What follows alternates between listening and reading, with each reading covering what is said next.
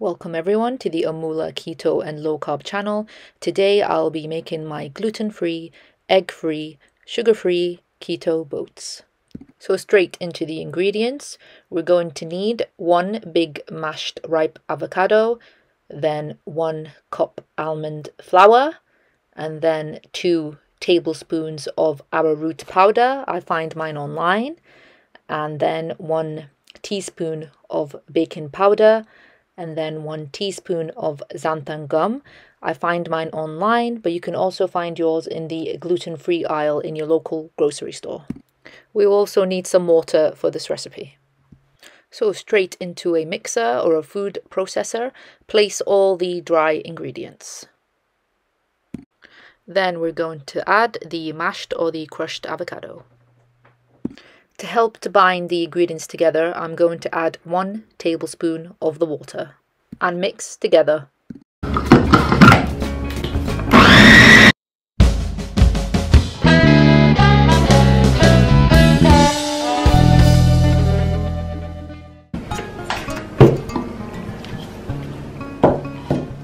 Our keto boat tart mixture is now ready.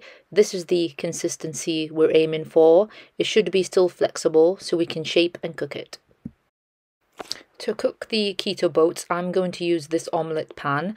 A while back I found this in BM, but you can find it on Amazon. I will leave the link below. Taking some of the mixture, I'm going to spread it on the omelette pan, and then I'm going to use some water so I can help with spreading of the mixture.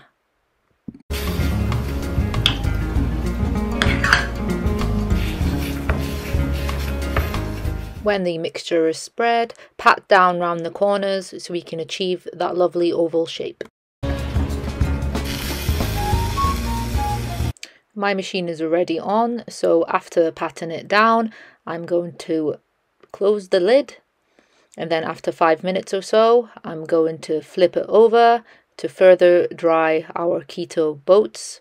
And after 5 to 7 minutes, this is what we're aiming for, a dried out keto texture in a lovely oval shape.